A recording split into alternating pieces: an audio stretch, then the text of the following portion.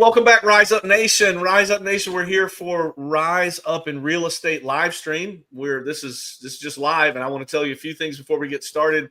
Cyndi has had a little bit of a cough, so bear with us. It's not contagious via live stream. That's the good news. You won't catch a thing, but she's going to be a trooper and come on here with us. And I just rigged up. You can see. Watch me tilt my head. Watch. See the ring light? I finally figured out, I Googled this morning how to get my ring light not to reflect on my glasses. The only way to do it is to get the ring light really high and tilt it. So it's literally like hanging over my head like a chandelier. You can't tell. Yeah. So if I tilt my head, you can see it. But if I'm disciplined enough to just stay straight, I'm good. But if it falls during the show, it'll just be something to laugh at because it is literally teetering. I've got it propped up against the bag, so it'll be exciting. But real quick, Cyndi, I want to tell you what we do here. So we have the live stream is going live right now in a couple of different places, and we'll have people, maybe they'll, Vince, get a ticker going across the bottom. Yeah. People introduce themselves. People will hop on and just ask random questions probably as we talk. We'll record this, of course. We're recording right now. And at the end of this, I'll send it to our editor. They'll edit it and put some thumbnails to it, and then we'll get a whole episode for our podcast that airs next Monday. So you'll get all of that collateral material too. I know we had trouble linking your socials to this today, but we can give you all the collaterals, and you'll be able to post the podcast part that actually sounds super professional to all your socials at that point. But Vince, how are you? You doing good? I'm good. I'm just excited for the post-production reels of the ring camera falling. Us having some good content to post. Yes, we have bloopers. We got to have bloopers. That's what a show like this is for. Did you get to anything this weekend, Vince? Were you productive, or were you proactive, or were you reactive? I was productive in the category of family and life. It was 78 and sunny, I think, Saturday. So you can guess where I was. That would be on the water, and just getting so much quality time that I forgot to even call Cyndi to set up her live stream. That's how deep into productivity I wasn't this weekend. But Cyndi, we're super glad that you're here. I know it's been a rough go, being a little sick, but I'm glad you're here and feeling better. All good. Yeah, so we are, when he mentioned the weather, like today it's 50 and rainy. So we're in the land of unpredictability in this time of year. March is, there'll be memes all over social media that says if you don't like the weather, just stick around. Like it's spring in the afternoon, it's winter in the morning. We're in coastal South Carolina and North Carolina. That's where our offices are located. So if you're coming to us and you haven't heard us before, that's where we are. But let me talk to Cyndi. Cyndi, thank you so much. I'm so happy. Last year in February, a year and a month ago, we had a long conversation, and I had no idea that I would want you on the show for this very topic when we had that conversation. We'll get into that in a minute. But tell the audience a little bit about who you are. You have a fascinating past. Tell us who you are, who you're married to, what you did in your past life. Let's learn a little bit about Cyndi. Wow. It's a long history. I'll try and be brief. I was raised in Michigan, started my career actually in sales many, many years ago in newspaper advertising and then magazine advertising. Transitioned, got married, moved overseas. I lived in the Middle East. I lived in Saudi Arabia and landed a position with an American company in HR, recruiting people from around the world to come work in Saudi Arabia, which was a really interesting experience working with people from all over the world. Coming back, ended up in New York City, worked in the magazine industry again, and magazine promotion, working with packaged goods companies. And so now it was business to business sales. And then living on the East Coast, my husband and I were in Connecticut, and he is a musician. He was a musician, transitioned, worked at a university, and life was busy. We had 2 kids, and this was a pivotal moment. Our son said to us, when I'm 16, are you going to buy me a BMW? And we were living in Fairfield County, Connecticut, which is a fairly affluent area. And lots of kids had BMWs when they were 16. And my husband and I said, absolutely not. You're going to get a car like we did. You're going to go buy a $1,500 used car. Right. But it was that moment when my husband and I decided we wanted to change our life. So we put a plan in place, took us about 18 months, 2 years, and prepared ourselves, took classes, hired a consultant, put our home on the market, and we bought a country inn with 16 guest rooms and a fine dining restaurant in New Hampshire. And that was a dream, which Mason says sometimes is a nightmare. But we owned that inn for 15 years, and I worked at it for about 6.5, 7 of those years. And I did all the marketing, all the weddings, worked with the chefs and did all that. We had a big staff as well. But we kind of decided when our son was getting ready to go to college, how are we going to pay for this? So one of us had to go back, get a paycheck, and get health insurance. And we decided it was me. And that's when I went to work for Royal Caribbean. And I worked with them as director of trade sales for the Northeast US. And I did that for quite a while. Then we sold the inn, and we had vacationed in Myrtle Beach for years. And we had friends, one of the former bandmates that Mason had been in a band with lived here.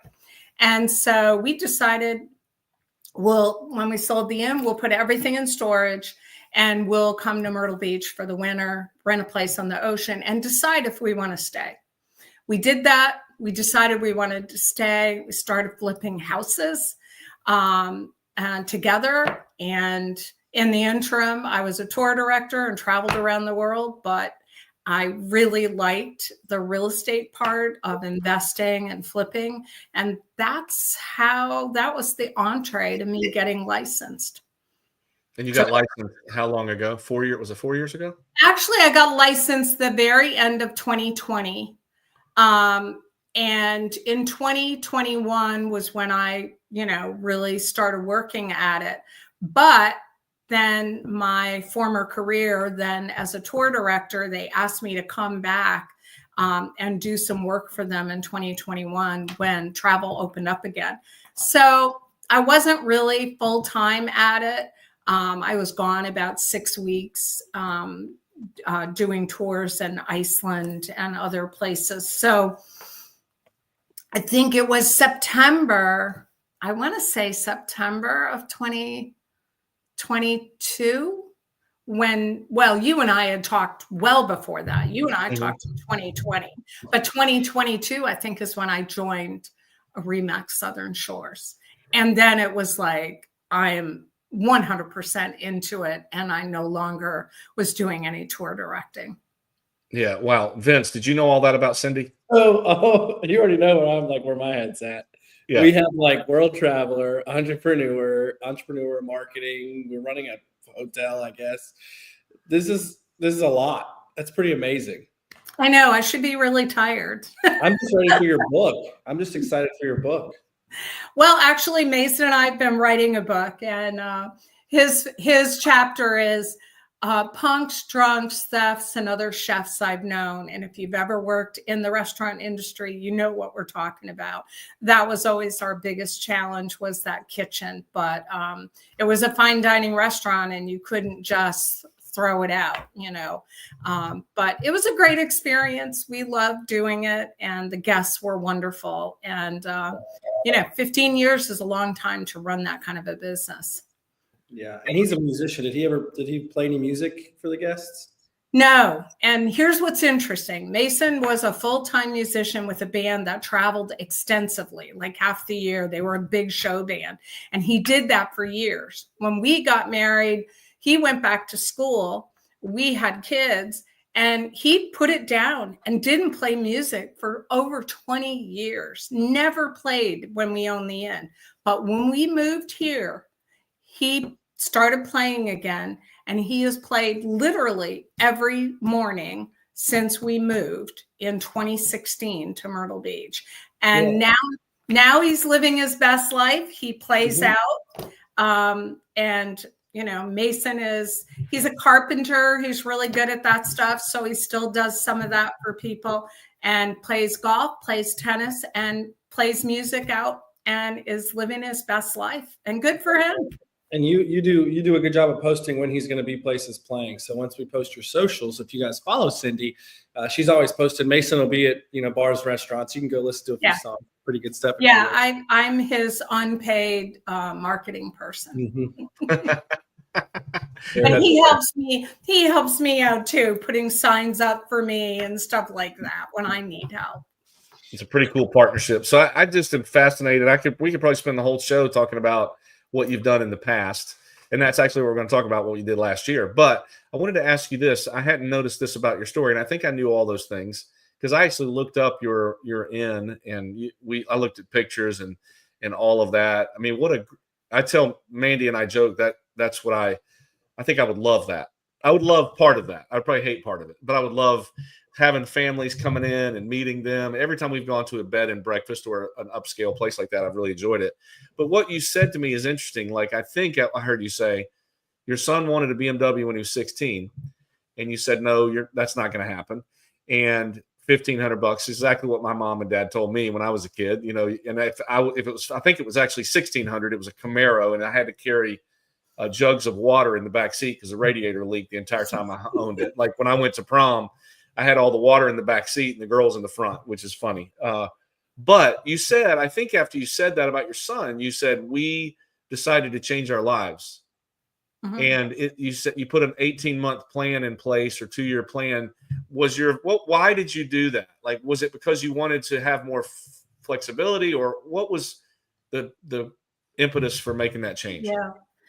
I think for Mason and I, we'd always been very entrepreneurial anyway. But at that point, I was working in corporate America. He was working at a university, and, our life was very structured.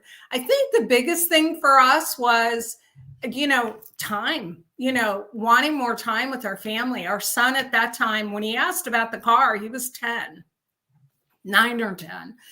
And, our thinking was, we're kind of in this routine, where we're working all these hours and we don't have enough free time. Little did we know that when you own a business like a country inn, you don't have a lot of free time, and you are the last person to get paid, but you're in it together. You're making it work. So I think for us, it was time. We also had a love of food, wine, and just the whole hospitality, the nature of hospitality. I think both of us really enjoyed that part of making people feel comfortable and being helpful. And that was the ideal environment to put those skills or loves into place, help, being a helper. Yeah. I think it's cool that you identified things you loved and were passionate about, and then built careers around that. Right. So often we decide to do things we may not love or whatever and call it a career. That kind of drives, the career drives the happiness per se, but you were choosing to do it in what we would, I think, call the right way. I mean, and was it everything we thought it would be? No. Nothing ever is, right? There's always downsides to it, but there were a lot of wonderful things. We raised our son. He was 10 when we moved. We moved to a town that had 4,000 people in New Hampshire. He rode his bike to school. He played pond hockey. He, skied. And when he got to the top of the chairlift, he could walkie-talkie us and say, "Come get me." I mean, he had a different childhood than we would have had we stayed where we were.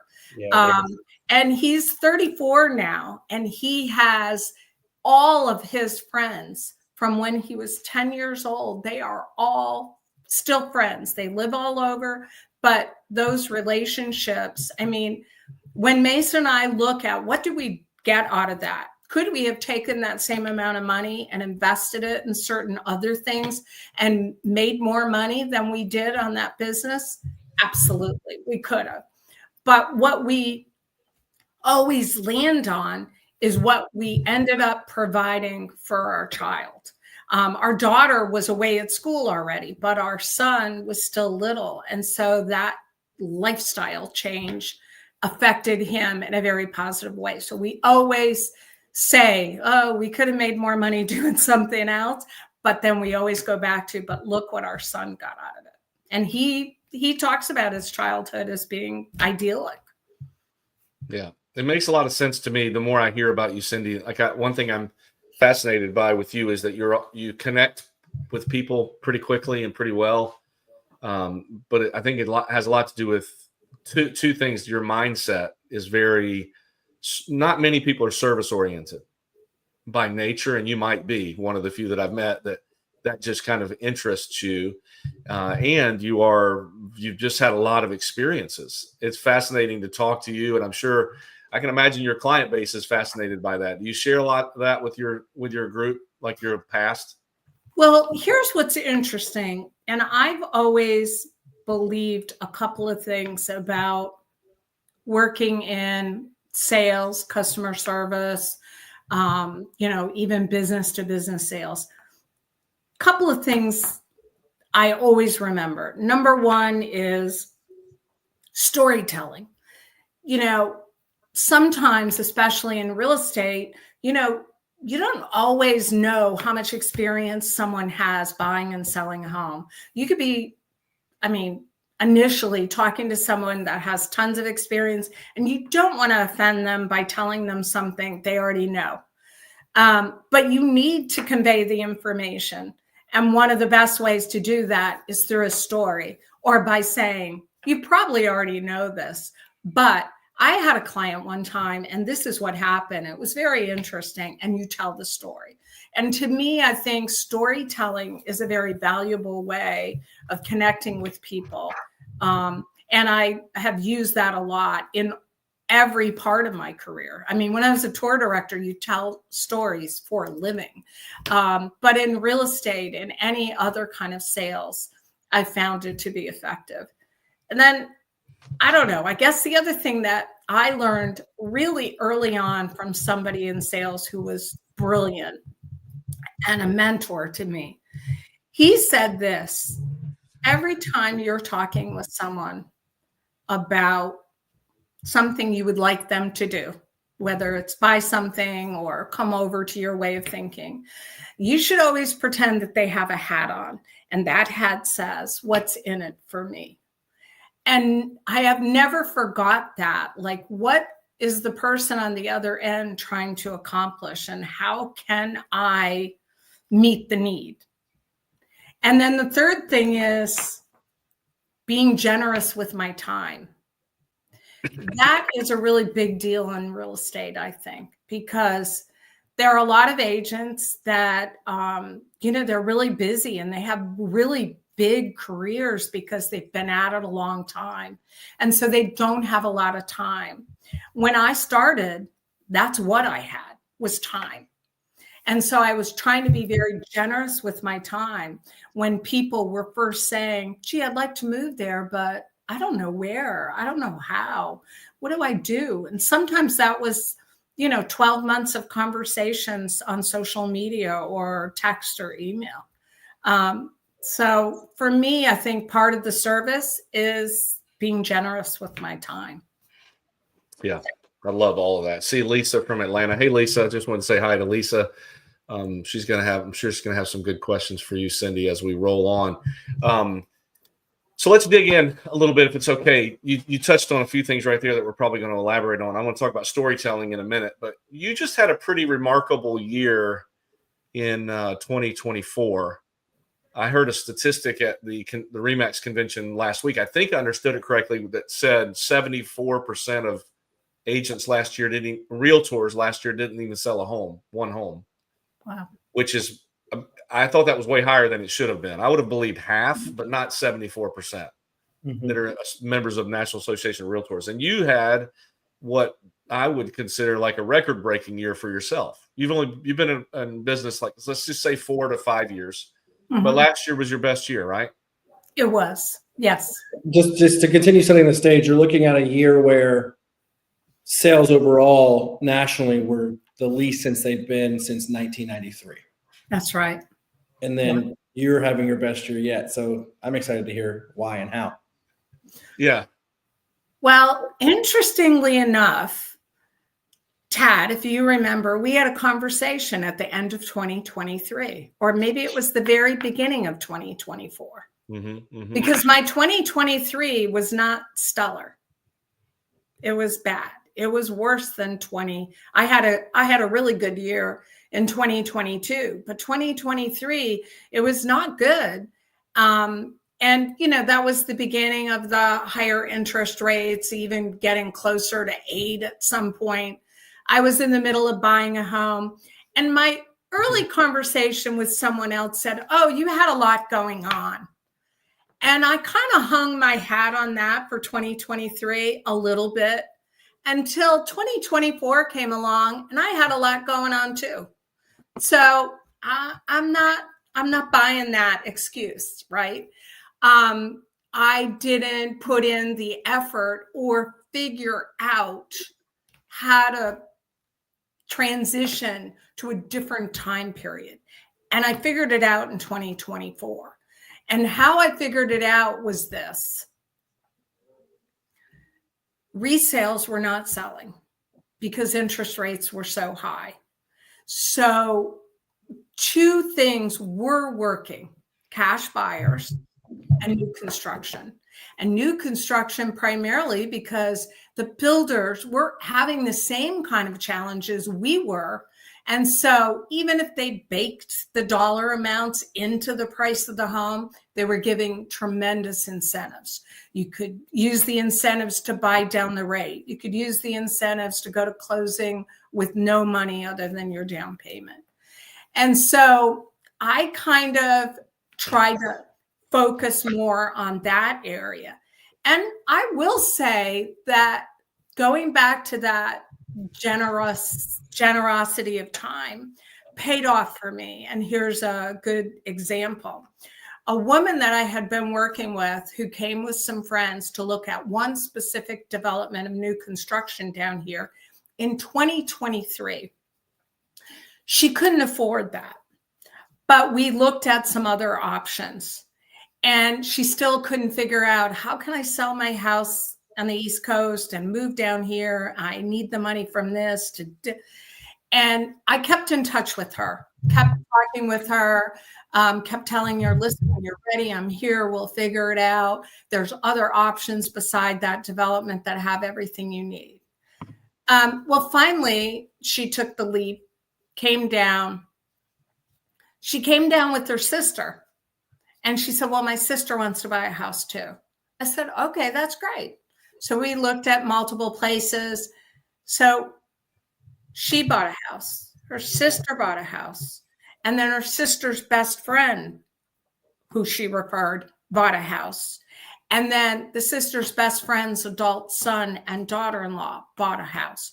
So 4 transactions from that one conversation that started well over 12 months ago, but the generosity of time and just like, you know, it comes out in the wash to me, like saying, somebody might say, why would you waste your time on them? They're not ready. My phrase has always been, I'm here when you're ready. I'll still be here.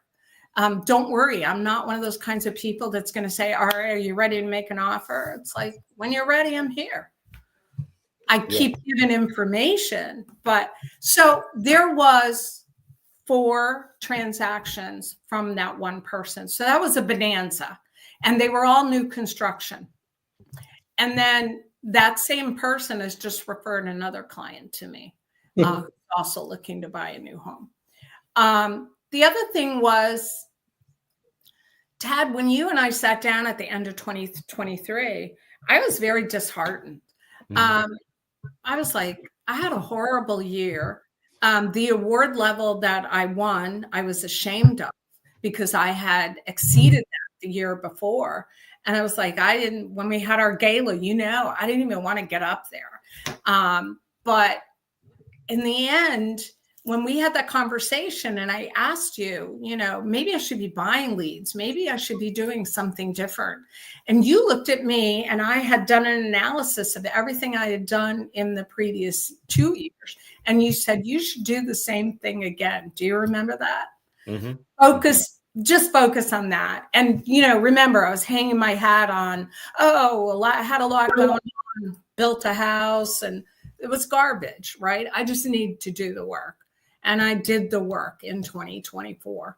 I think the other thing was a generation or a group of people that seemed to gravitate to me. Maybe it's because of my age, but they tended to be people who were retiring and looking for that home to retire to, trying to lower taxes, and coming from markets where real estate was much higher value than here, so they could buy so much more in our market.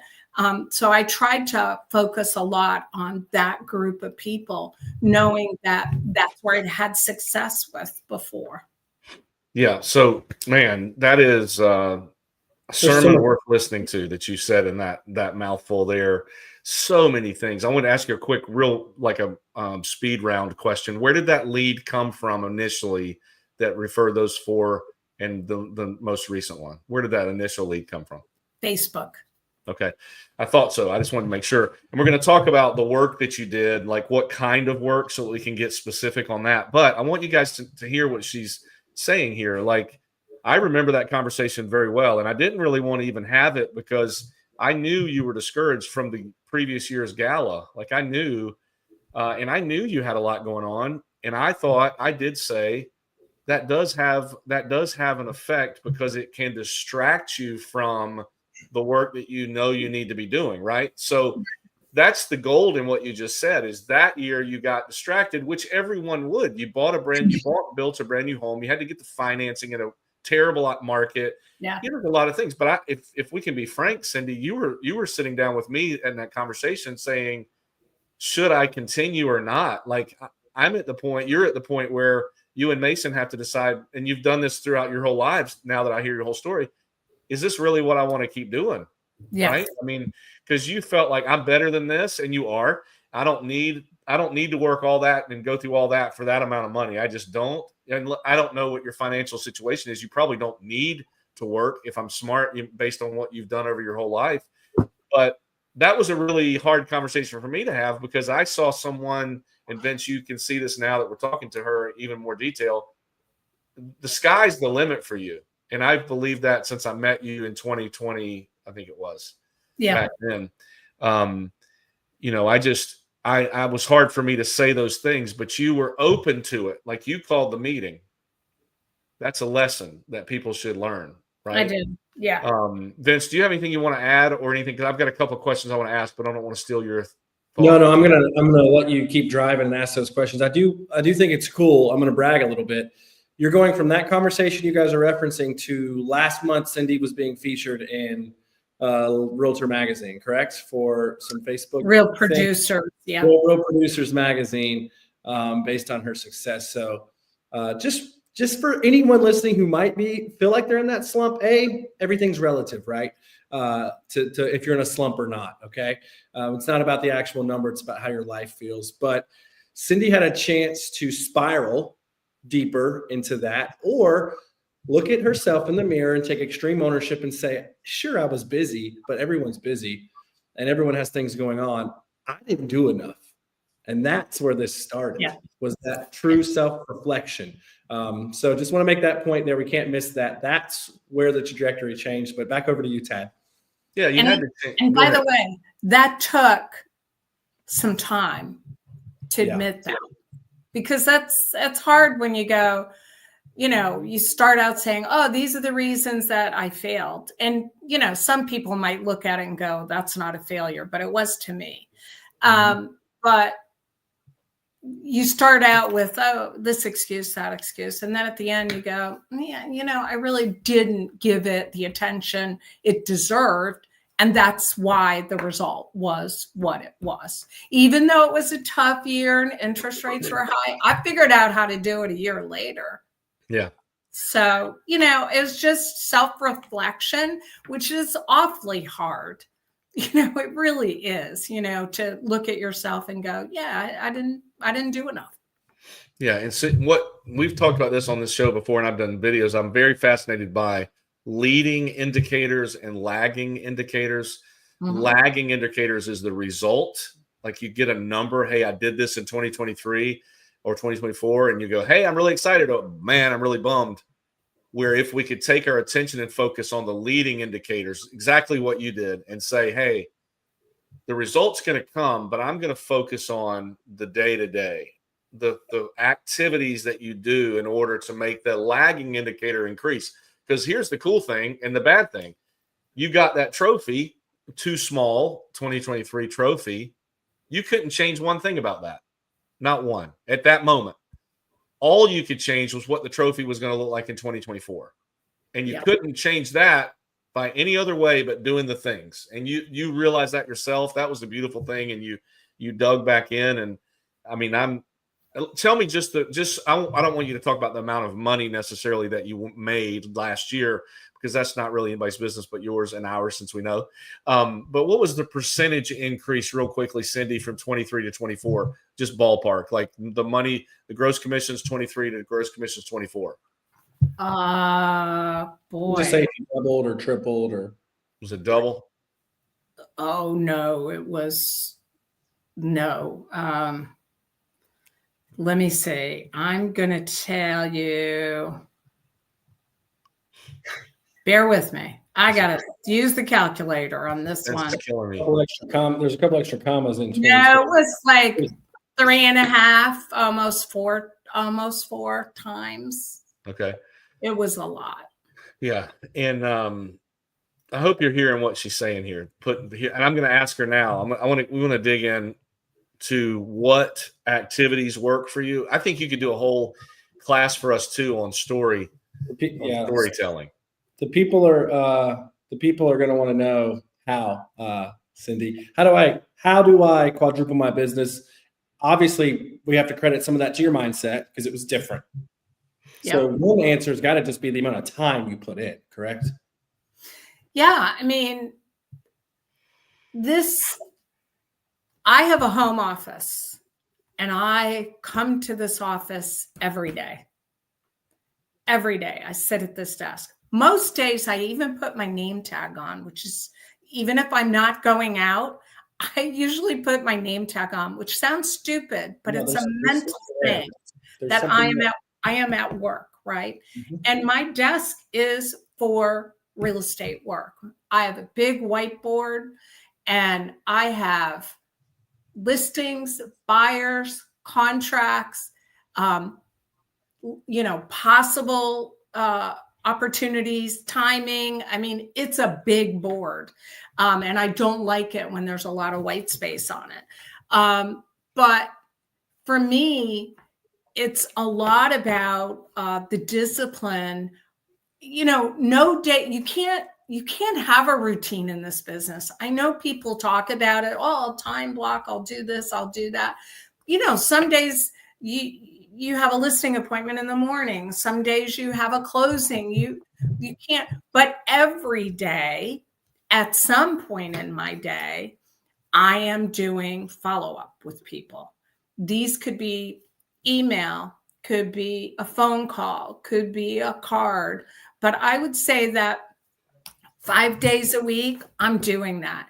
And it's to people who already had a home, bought a home or sold a home with me, and people that I would like to work with or are thinking about moving here, and to other agents as well.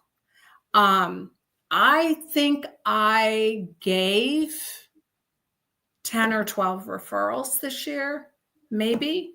Not all of them materialized, but some of them did, and I received referrals as well. So I feel like building relationships, not just with potential clients, existing clients, but also with agents is really important too. And as a result of R4 last year, I am in a mastermind group based on a lunch I set up. And after the lunch, we were all like, hey, we really connected. Why don't we do a mastermind? We meet every other Monday for about 1 hour, 10 minutes. And we have agents, I think we're up to like 12 or 14 from all over the country. These are agents from within the brand that you know that you work in, correct? Yes, they're all RE/MAX agents, yes, because I met them at our annual convention. But that's been really interesting for me because on an every other week basis, we'll have a different topic. And I learn something every other week from other agents. Some are really, really successful. Some are, a couple are on the newer side. Most of them are pretty experienced.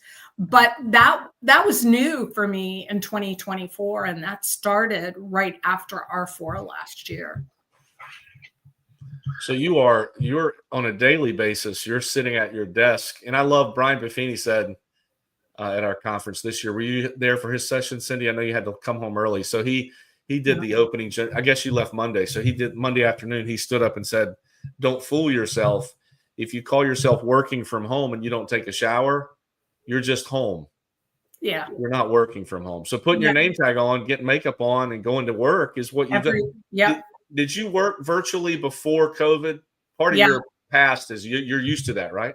Yeah. When I worked for Royal Caribbean, although I was on the road about 4 days a week, traveling from like Maine to West Virginia with my team, but we were remote.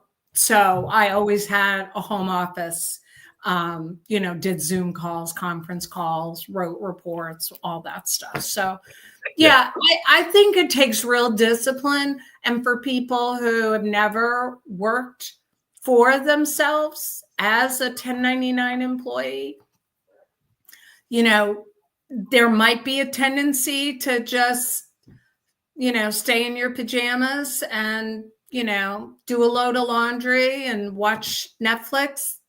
I can't do it. None of that happens when I am working from my office. It's like either I'm working or I'm not. I don't mix it up during my day when I'm here. Yeah. And that's why I have a separate space, because when I'm in this space, it's work. Yeah. Yeah. I mean, that's what athletes do. Lawton has a question. How you leaned into new construction specifically. Was there anything specific you did, or were you just being more intentional? Really great question. So a couple of things. I found that going to new construction developments, building a relationship with those sales agents, believe it or not, I had a sales agent refer 2 clients to me, and both of them bought houses. And why did she refer them to me? Because they said, we want you to take us around and show us the area. And we want to learn about the town because we're coming from out of state. And she's like, I don't have time for that. You need a buyer's agent. And she referred them to me. So I think that's pretty unusual, but really trying to become an expert on at least 2 or 3 of these new construction areas, because often those folks that are looking to move here, those big developments do a lot of online marketing as well. And so they'll ask about them. They'll say, what about Heather Glen? What about Bridgewater? I want to know about Del Webb. I want to know about this one or that one. There begins the conversation. Now I can talk a little bit about, oh, well, this one uses hardy board, but this one uses vinyl, or this one, they have a great reputation, or depends on the construction manager, or, the lot sizes are smaller here. So how you lean in is being educated, number one, but also taking cues from what people are asking about. And for me, it was also on social media. And sometimes, on social media, sometimes people say, oh, I'm looking for a real estate agent in Myrtle Beach. Oh, we have thousands, right? And they'll all jump on there. But what I found better for me from the beginning was that when someone asks a question, I answer the question. So instead of saying, here's my card, when you're ready to buy, call me. And we have some other agents in our brokerage that are really, really very good at this as well. But you answer the question. Shannon Sellers, she's very, very good at this. So when someone says something about, well, I'm curious about the school system in the area, I have 2 kids and one of them has special needs, and what should I do? I would usually just say, I've sent you a private message. And in the private message, I would give them a link so they could check out the school system rankings, because I'm not the expert, but someone else is. So here's the information. And by the way, if I can help, let me know. Yeah, you're leading with value. That's what I'm trying to do. Starting that conversation off with some kind of positive ad to their hat, that their hat says, what's in it for me? What's in it for me? What's in it for me is getting the answer. Being more generous with my time, right? Like, I could look at that and go, oh, you're not ready to buy. You still have a house in Pennsylvania to sell. Really the wrong attitude. Because a woman who contacted me, we actually went back and looked after we closed on her house. She contacted me back in, I want to say 2021, and was telling me she had a house in Pennsylvania to sell and wanted to buy one here. And her husband had this kind of a job. And we started conversations, and she closed on her house last year here. But, it took 2 years. But anyway, back to Lawton's question, is really about knowing, if you focus on an area like in Carolina Forest or maybe in Sockasty, and there are new developments being built there, man, go there, learn all about them, know the different models, be an expert. I think it's worth mentioning. Sorry, Cyndi, I didn't mean to cut you off. I think it's worth mentioning a few things for Lawton. Nick also said relationships with on-site sales reps and construction are so underrated, Lawton. So you could probably connect with him too. I think, what would you say, because you are a North Myrtle Beach gal, right? I mean, you spend your time in your market. Is it important to be a niche expert or niche expert like an area, or do you think you need to be more broad-based right now? I don't know if there's an answer. Because if I say, like, Lawton, go learn about new homes developments, it's a little bit overwhelming. Like, there's a ton of them. Should you pick an area, you think? Yes, I do. Okay. For me, if someone comes to me and says that they'd really like to explore Pawleys Island, that it's a great location and they vacation there and they want to learn more about it, I'm not the gal. Our coastline is 60 miles. And, I want to be able to tell people as much as I can about what it's like to live in an area. I don't really know that area. So I'm going to refer it to a really great agent in our brokerage that I love and respect, who's going to do a good job for them there. For me, North Myrtle Beach, Little River, the northern part of Myrtle Beach, and Carolina Forest, I feel very comfortable with those areas. But when we get much further south, or in North Carolina, which is right on the border here, I would refer them to another agent out of respect for the information that they need. They're going to get better information from someone else. But, if I'm Lawton and I want to focus on new construction, then I'm going to find those that are in the geography that I most often service. I'm not going to try and spread myself too thin.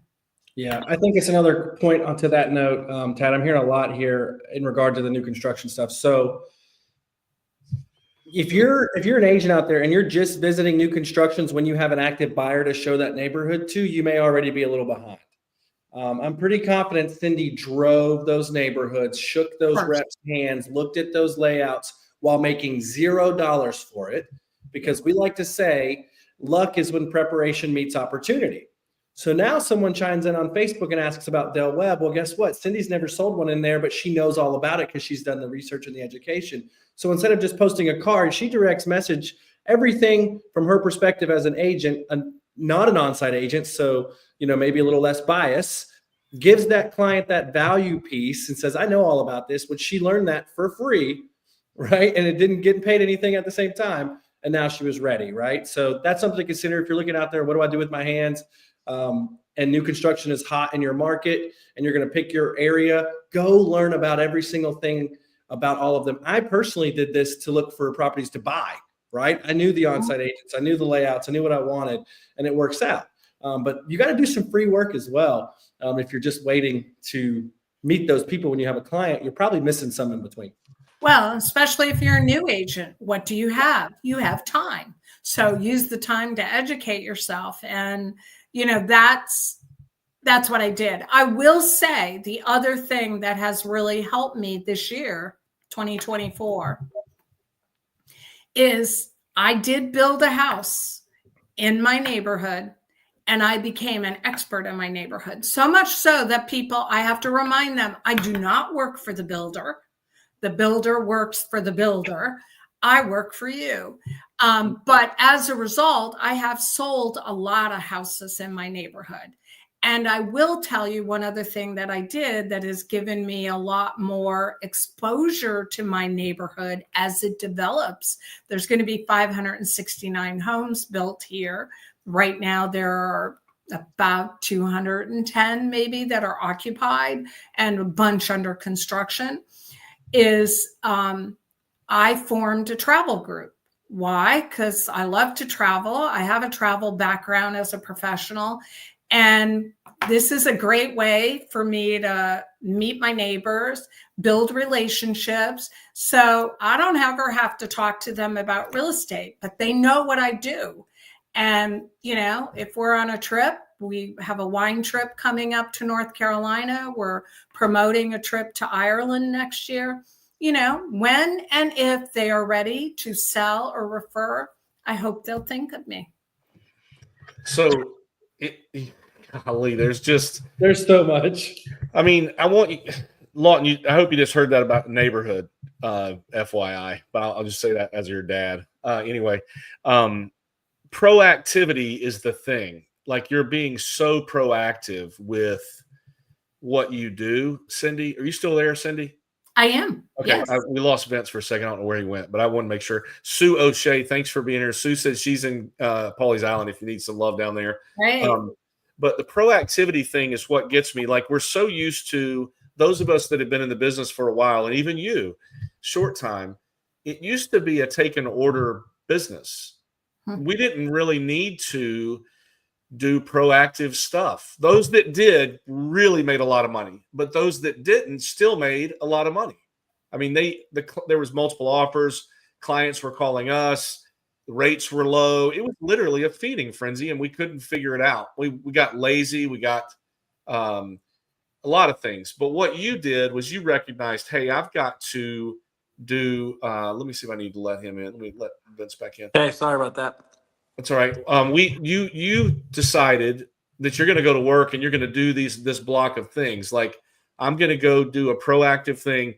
That new construction thing where you go and build relationships.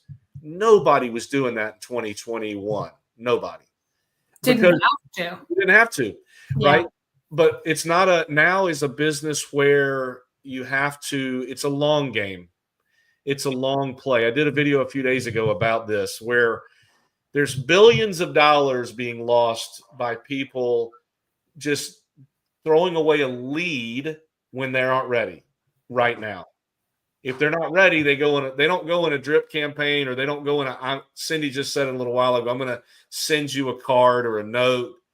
They just go in a round file probably, or just out of our minds. Mm-hmm. So what you've done is you've just learned how to I wanted to talk a minute about, you've learned how to, used to call it generating leads, but I want to talk about generating relationships, because I think that's a better way to put it.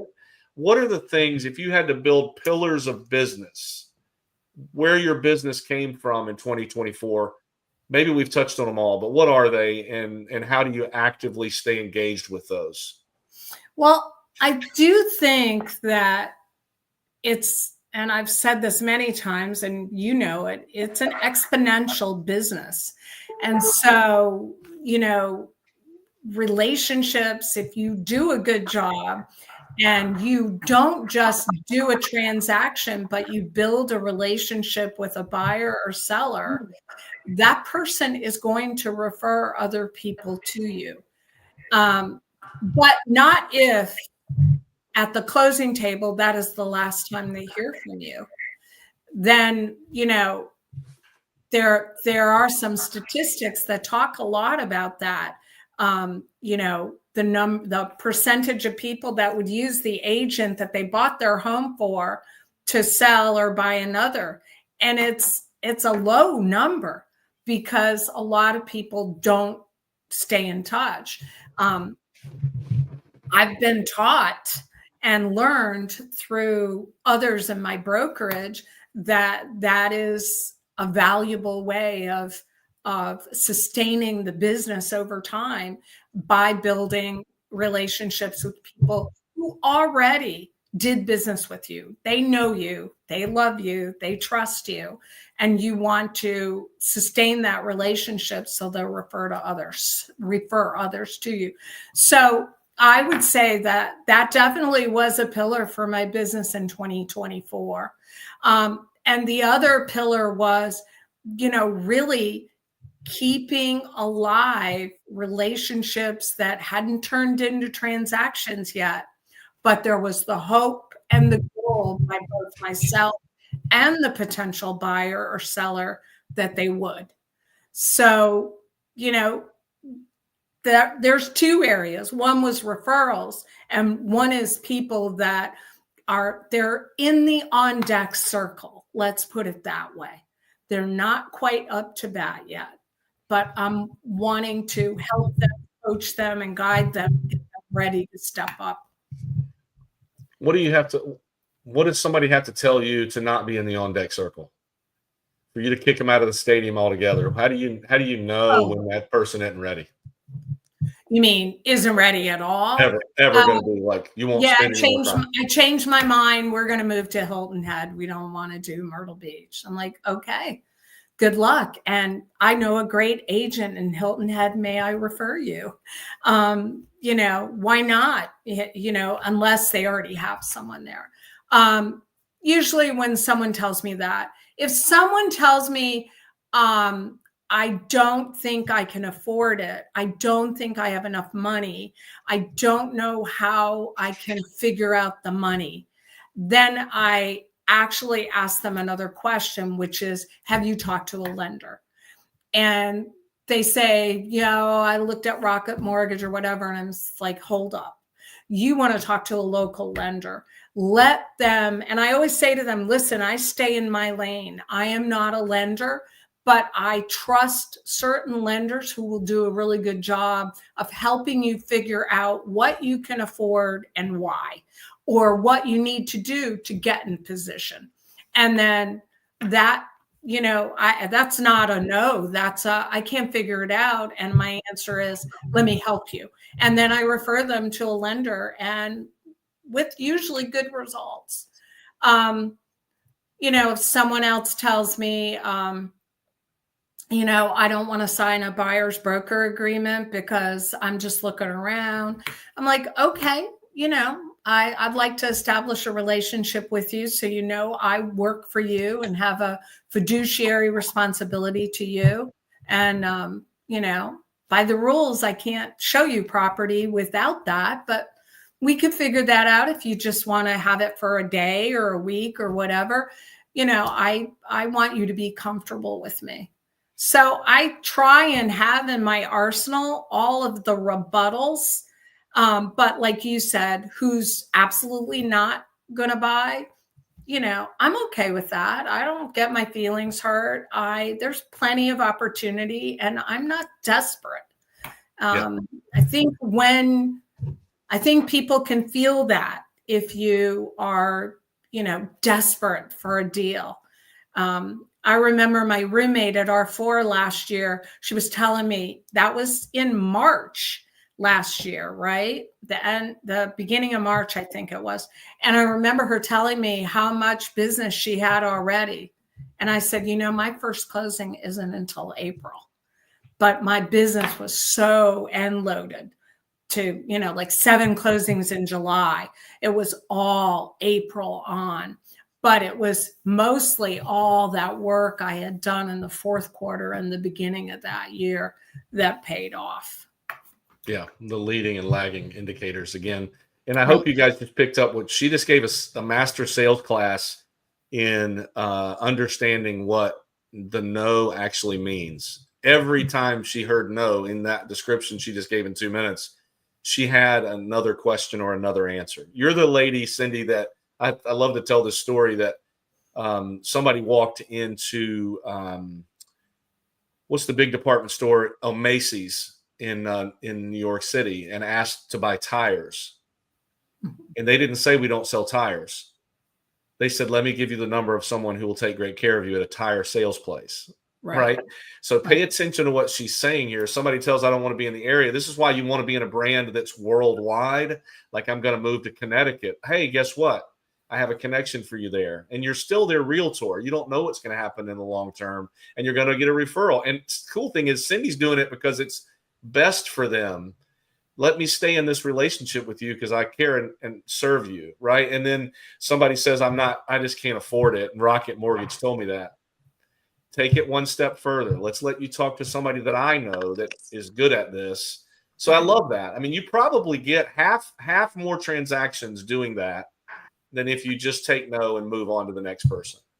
Yeah. And I think that's back to generosity of time. I could just say, okay, great, nice talking to you, but yeah, I don't know. I don't give up. I think I don't want to be annoying, but I want to pull all the threads until there's no more to pull. And then it's like, okay. Yeah, that's awesome. I mean, you've heard. Oh yeah, look, Sue says she also has her license in Connecticut. She wants to be your girl in Connecticut also. Thanks, Sue. Thanks for making our point. She's probably going to get licensed in, Zimbabwe too. There. There's one thing we can't overlook. Sorry for the technical difficulties. Cyndi said she sent about a dozen referrals last year, which tells you she's connected right there. There's somebody, I know there's a long list of agents who would watch this episode, Cyndi, and say, nah, no, that's not real. That doesn't work. You haven't paid for an immediate lead. You know what I mean? It's not that you're on the hunt for, if we all sold houses to just the person we met that could buy today, none of us would make any money, right? But agents forget to think that way. They think if it's not right now, not checking account, direct deposit, I'm not even entertaining it, right? Because I'm in the business to make money. That's so wrong. That's so twisted. You have to be patient. Not to mention you pivoted when the market required you to, and that pivot into new construction could be anything. That could be into foreclosures. That could be into cash buyers. Right. In Northern Virginia, where I used to sell, that would be shifting into government employees because they have the stipends. You can pivot anyway, but what you did was you displayed patience the whole time, and you focused on the relationship patiently.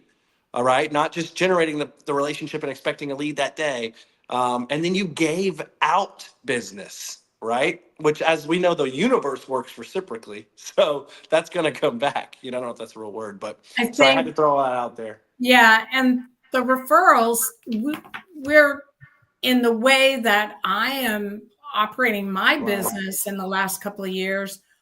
Most of my buyers are from out of state, and most of them already have real estate to sell.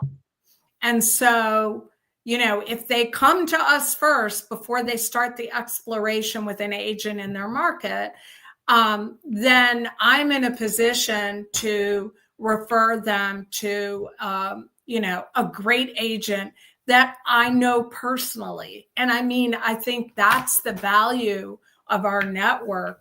Not only my mastermind group, which, I can put them in touch with an agent in New Jersey, New York, Pennsylvania, Hawaii, Arizona. These are people that I know and that I've done business with. And so if I can build a relationship with someone that they trust me here to help them with this transaction, I have a better chance of having them trust my recommendation for an agent that can help them sell their property back in, Arizona or Connecticut or New York or wherever. Yeah, that's excellent. I want to close with this. Cyndi, thank you for being on the show. You've been way more than I expected, but I'm not surprised. You have been all along. I wanted to share this. This is your next business challenge, Cyndi. Your next thing, because I know you're thinking about your next thing already.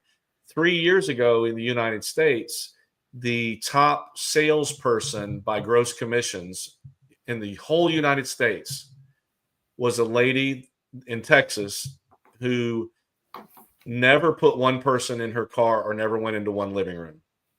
She did every bit of her business 100% repeat referral business, like farming out to other agents, even in her own town. She never took anybody in her own. She referred it within her own office. Wow. And she had such a network within the RE/MAX system that she would place people all over, and she never once went out of her home office or off the island she was sitting on or her yacht or wherever, It's amazing. So think about that. I mean, we love people, but when you get to the point where you don't love people anymore, start referring to other people that love people.